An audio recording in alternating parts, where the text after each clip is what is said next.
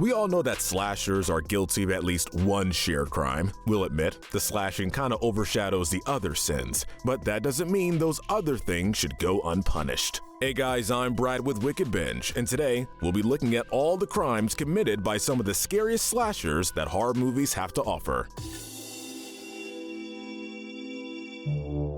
The rules. We have selected 13 slasher villains, and we'll be punishing them for their many crimes. We'll go over the crimes committed in each character's franchise. We'll start by sentencing them for their misdemeanors and non-lethal offenses before tallying up their body count for an additional punishment. Some movies, remakes, crossovers, fan films, etc. will not be considered, but we'll always be sure to tell you which are on the docket. Since some of the crimes have supernatural elements, some liberties must be taken with classification. Likewise, since not all slashers could be sentenced to traditional execution methods, we may have to get specific for some of the criminals being tried. For that reason, the court finds that a spoiler warning is officially in order. Finally, we won't be taking into consideration any hearsay, i.e. fan theories or implied crimes with no on-screen evidence. With that said, let's hope these baddies got themselves some good lawyers because there is a lot to go through.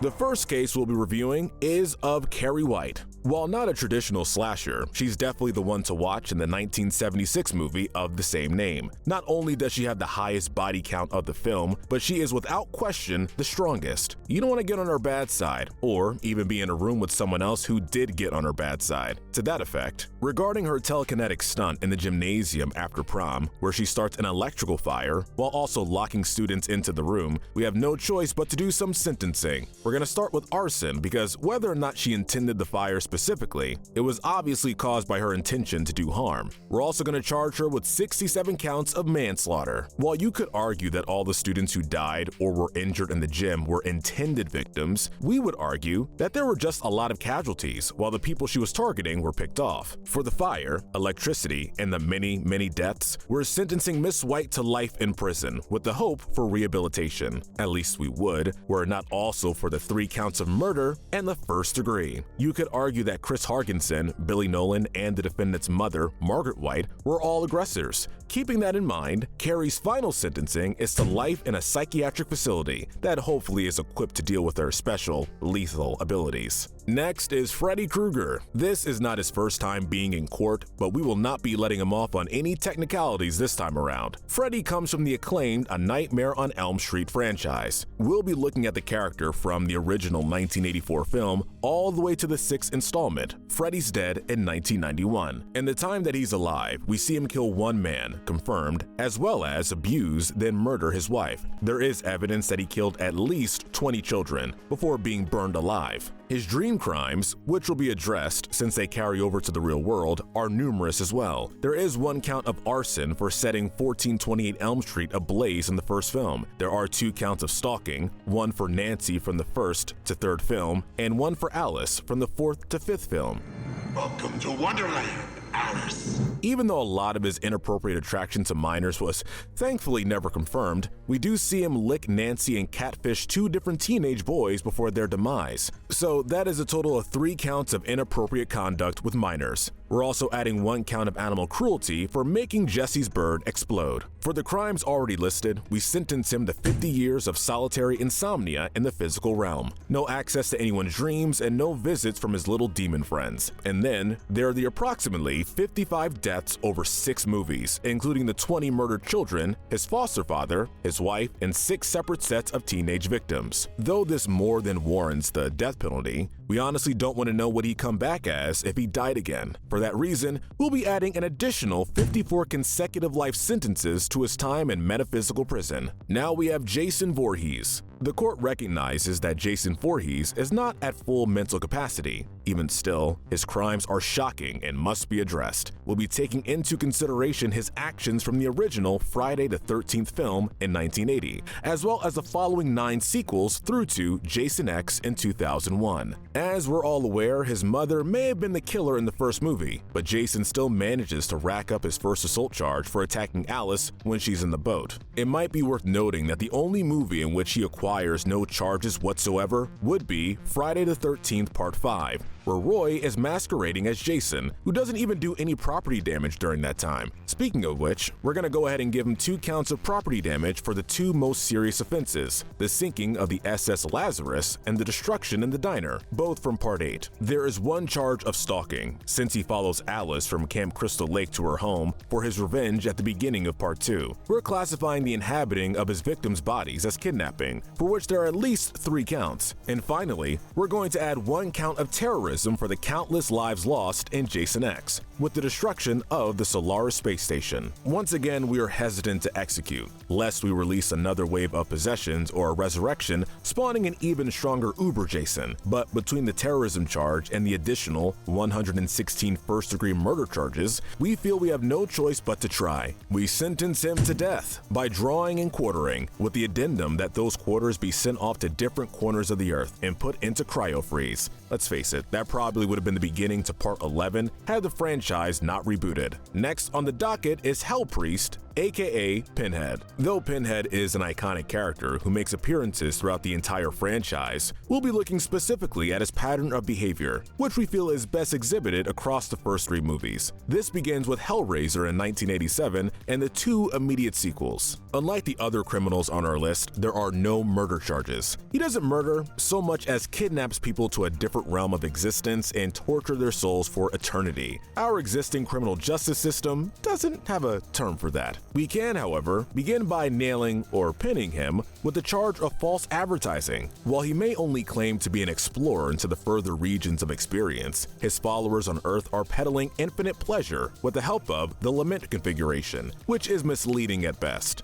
Then, of course, the kidnapping, assault, and eternal torture of his victims, all of which can be paired with stalking charges for the way he relentlessly follows those who solve his puzzle box across even the boundaries of dimension. For unconventional crimes, we must have unconventional punishments. A fine of 100 souls for the false claims made by his organization, the Order of the Gash. For the other deaths, abductions, and tortures, we sentence him to be reverted back to his human form of Elliot Spencer, as there is evidence to support he would enjoy all other forms of more traditional punishment. Next is Leatherface. For this, we'll be looking at the original timeline of the films, which means we'll only be taking into consideration the original film, The Texas Chainsaw Massacre from 1974, and its 2 direct sequels, ending with Leatherface, The Texas Chainsaw Massacre Part 3 in 1990. Bubba Sawyer is a victim of his environment. The Sawyer clan raises him to be a killer, and he didn't have a chance at a normal life. However, we think his victims would agree that his rough upbringing is not a free pass. In the 2 films, we have to charge him with 2 counts of kidnapping, 1 for Sally Hardesty and 1 for Vanita Stretch Brock. We're also charging him with assault of both those women and the attempted murder of Sally Hardesty. While most of the damage done was on Sawyer property, we also have to charge him with the destruction of the radio station. While we're at it, we're going to throw in a reckless endangerment charge for the chainsaw wielding in a car stunt he pulled with Chop Top in the second movie. Since he's one of the few slashers we think has some chance of being properly detained, we sentence him to 50 years behind bars for the aforementioned crime. For the 24 deaths in those 3 films, we'll be adding 24 consecutive life sentences, which will actually be doubled for 48 consecutive life sentences because of the cannibalism, often tried as a first-degree murder charge in its own right. Up next is Art the Clown. Though Art first showed up as a character in the anthology film All Hallows Eve, you may be better familiarized with him from his starring roles in Terrifier and Terrifier 2. We'll be looking at all 3 films, though with a strong focus on Terrifier for its tangible depiction of crimes. From All Hallows Eve, he earns 1 count of breaking and entering, and a 2nd count for that in Terrifier 2, along with kidnapping. For his crimes in Terrifier, we're charging him with solicitation and the willful destruction of property. In all 3, he's racking up more charges of desecration of a corpse than we can count. Literally, we can't figure out how many corpses he desecrates how many times. Based off solely what we've listed so far, and the violent nature of his upcoming murder charges, Art is the only one on this list we think could make a plea for insanity. Though his chances of being rehabilitated are exceedingly low, we sentence him to eternal life in whatever psychiatric facility dares to hold him. This works well, since he apparently cannot be killed, and therefore would be difficult to sentence to death. Between the chaos and help from his demonic, extraterrestrial friends in All Hallows Eve, the exact number of murders is difficult to pin down, but we have it in the ballpark of around 20 charges. Next is Annie Wilkes. Annie Wilkes makes her appearance in the 1990 film Misery. While she doesn't have the scope of some of the upcoming killers, we simply can't let her get away scot-free. For her abduction, restraint, physical and psychological torture of Paul Sheldon, we sentence her to death. Though, we don't think her demise in the movie was all that it could have been. Execution by hobbling is not a thing, but she deserved to at least think about what she did on her way to the electric chair. Now we have Sadako Yamamura.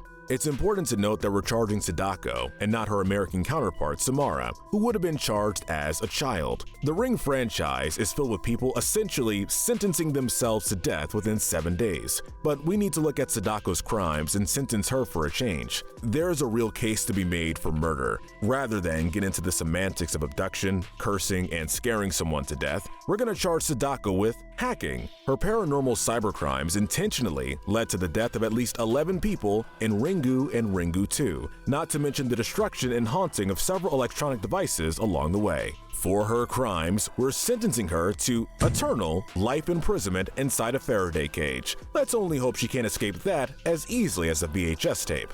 Next is one of our most prolific slashers, Charles Lee Ray, also known as Chucky. We'll be looking at the Child's Play trilogy, as well as Bride of Chucky, Seed of Chucky, Curse of Chucky, and Cult of Chucky, but not the remake of Child's Play or the television series Chucky. Even with those exclusions, we have a lot of ground to cover. First, we gotta talk about identity theft. Though it seems silly to claim Charles stole the identity of a doll, he did masquerade as Buddy, which helped him get into a position to commit his other worst crimes. We're gonna start with one charge of manslaughter for the death of Colonel Cochrane, who Chucky was attacking when he died of a heart attack, surprising even the possessed doll. We also have to charge him with the forced impregnation of Jennifer Tilly, and we're gonna add a misdemeanor just for making us read that sentence. Ugh, it was gross. Then there's one charge of child abandonment and another charge of reckless child endangerment for the environment that Glenda eventually returns to. For these crimes, we're sentencing him back into his body under careful watch. For the roughly 49 charges of murder to follow, we'll be sentencing him to death by lethal injection. We've seen what happens when this soul gets too close to electricity, so we're not gonna risk the electric chair. Next is his bride, Tiffany Valentine. If 49 deaths seem low for these movies, it's because a handful of them are attributed to Tiffany. She also, unfortunately, needs to be charged for the forced impregnation of Jennifer Tilly, as well as identity theft, since she continues to live the life of Miss Tilly following her successful possession, at least for a while. Like Chucky, we're gonna give her one count of child abandonment, but Tiff won't be taking a charge for reckless child endangerment. The environment still was not safe for their daughter, son, but unlike Chucky, Tiffany did all that she could to improve conditions. Will it be enough to spare her? No, it won't. We sentence her soul back into her original body, and then we sentence that body to death by lethal injection for the 7 counts of murder. Now we have Pennywise. For this, we'll look at both halves of the 1990 miniseries It. Keep in mind that the crimes on the docket today are only the ones we have the video evidence of, and not the countless implied crimes. Our first charge is trespassing. This clown is everywhere, and we mean clown in both a literal and derogatory sense. He's even worse than Art, who can only break in and stalk physical locations. Pennywise is anywhere and everywhere, including dreams, photos, the theater, the bathroom, and for some reason even the school showers. We're gonna drop a voyeurism charge here as well, because there are at least 2 of those places it's especially inappropriate for someone to be. We'll double down with stalking and harassing minors. Don't you want a balloon? If only there were a way to get a demonic restraining order, the Losers Club might have been spared. And this may seem minor, but before we get to the sentencing, we're gonna add a charge for public disturbance. We mean, really, who would pop so many blood balloons in the library? For these counts, and taking into consideration Pennywise's eternal, near unlikable nature, we sentence him to 200 years of solitary confinement, during which he would be kept from feeding off the fear of the town. For the killing of 13 children and serving as an accessory to 2 other deaths, we'll be sentencing him to solitary for another 405 years. That's 15 of its hibernation cycles, during which we believe it honestly might starve to death without the fear of any children to sustain it. Cruel and unusual though the punishment may be, we cannot think of a more fitting end to the shapeshifter's rehabilitation than simply, not feeding off kids. Moving back to more human killers, we have Michael Myers. We said more human, not entirely human. After all, there's a good case to be made for Michael having some supernatural capabilities. Contrary to the cases posed by some of the other slasher villains, we'll be looking at Michael's actions in the most modern iteration of the Halloween timeline, which we feel is cleaner and more widely accepted than some of the early sequels. This will include the original 1987 Halloween and its recent Blumhouse Legacy trilogy, concluding with Halloween Ends in 2022. The obvious charge is stalking. We have seen time and again that Michael can be an efficient killer, but he can also be a hyper-focused one. His obsession with Laurie spans over 4 decades without ever letting up. We also have to charge him with at least 3 counts of breaking and entering. The first is in the original Halloween, the second in Halloween Kills, and the third in Halloween Ends. Each time he makes his way into the Strode house to carry on his reign of terror, he breaks into other homes during the 3 movies, but it's harder to keep track of the ones that he's just passing through. Finally, we're charging him as an accomplice to Corey's 11 murders in Halloween Ends because, well, he basically taught him how to do it. For these crimes alone, we would be tempted to imprison him to confinement, but we know better. Michael Myers cannot and will not be confined, and with the additional 54 deaths, we feel comfortable sentencing him to death by injection, electric chair, firing squad, or trash compactor, whatever it takes to finally put him in the ground. Our final killer today is John Kramer. We saved the wildest case for last. As John sees it, and as said often, he's not a killer. He doesn't kill people. He finds ways for his victims to kill themselves. Never killed anyone. I give people a chance.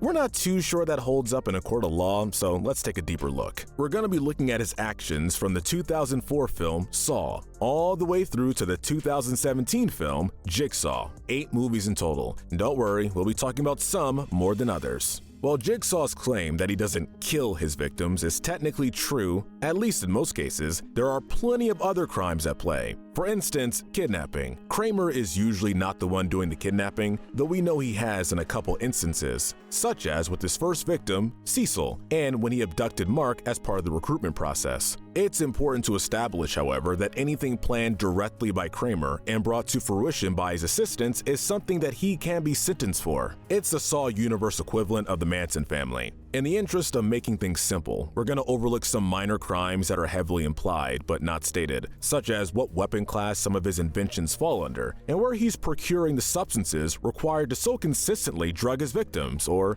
burn them with acid. Instead, we're going to be tallying up the 3 types of crimes we intend to charge him with: kidnapping, accessory to murder, and of course, murder. He's going to be taking a lot of kidnapping charges, starting with Cecil and ending posthumously with Bobby Dagan. As we said earlier, it doesn't matter whether he does the heavy lifting in these instances, just so long as it was done by his people under his orders. That's roughly 63 counts of kidnapping, all accompanied with either a drugging or assault charge. This is based on the number of victims in Jigsaw traps that were approved by Kramer that would have been forcibly taken to the trap location. Next, we count the crimes that Kramer was an accessory to. This means that all the murders within the traps or failed tests that could have been survivable will be counted here. Interestingly, these guidelines make him an accessory not only to Jill's death, which he was against, but also his own death, which happened as a murder by Jeff Denlin during a trap he himself organized. It comes out to 72 counts of accessory to murder. When you're an accessory to this many things and have organized this many traps and kidnappings, you're not innocent. Already,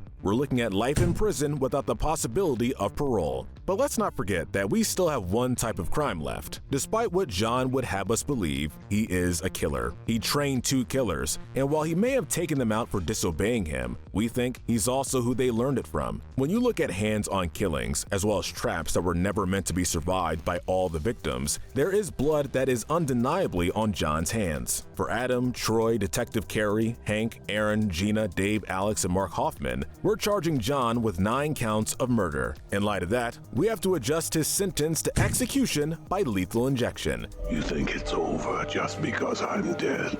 We'd be curious to see if he has the will to survive it after all. That's all, folks. Our sentencing of 13 slasher villains for all their petty and horrendous crimes. Do you think we were too harsh? Too lenient? Was there a slasher missing who you wanted to see? Let us know in the comments down below. While you're down there, don't forget to like, subscribe, and as always, stay wicked.